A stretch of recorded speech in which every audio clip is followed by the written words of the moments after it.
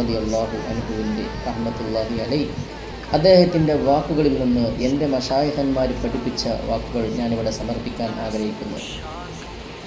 ഞാൻ എൻ്റെ മശായിഖന്മാരിൽ നിന്ന് കേട്ടിട്ടുള്ള വാക്കുകളാണ്. ആ വാക്കുകൾ പറഞ്ഞത് അജ്മീർ ഖാജ മുഈദ് ചിസ്തി അൽ അജ്മീരി, അദ്ദേഹമാണ് ആ വാക്കുകൾ സമർപ്പിച്ചത്. അത് നമുക്ക് കേൾക്കാം.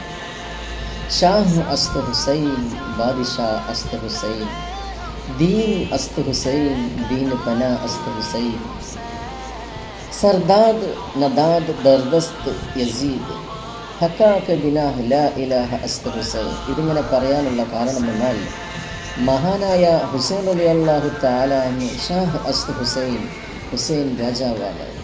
ബാദിഷാഹ് അസ്ത് ഹുസൈൻ, വീണ്ടും ഹുസൈൻ ചക്രവർത്തിയാണ്. ദീൻ അസ്ത് ഹുസൈൻ, ഹുസൈൻ റളിയല്ലാഹു തആല അൻഹു ദീനാണ്. ദീൻ പന അസ്ത് ഹുസൈൻ, ഹുസൈൻ റളിയല്ലാഹു തആല അൻഹു ദീനിൻ്റെ സംരക്ഷകനാണ്. സർദാദ് നദാദ് ദസ്ത് ദർദസ്ത് യസീദ്, തല കൊടുത്തു, യസീദിൻ്റെ കയ്യിൽ കൈ കൊടുത്തില്ല. ഹക്കാക ബിനായ ലാ ഇലാഹ അസ്ത് ഹുസൈൻ. അപ്പോൾ ഹക്കാക ബിനായ ലാ ഇലാഹ അസ്ത് ഹുസൈൻ, യഥാർത്ഥത്തിൽ ലാ ഇലാഹ ഇല്ലല്ലയുടെ അടിസ്ഥാനം തന്നെ ഹുസൈൻ റളിയല്ലാഹു തആല അൻഹു ആണ്. അത്രയും ഈമാനികമായ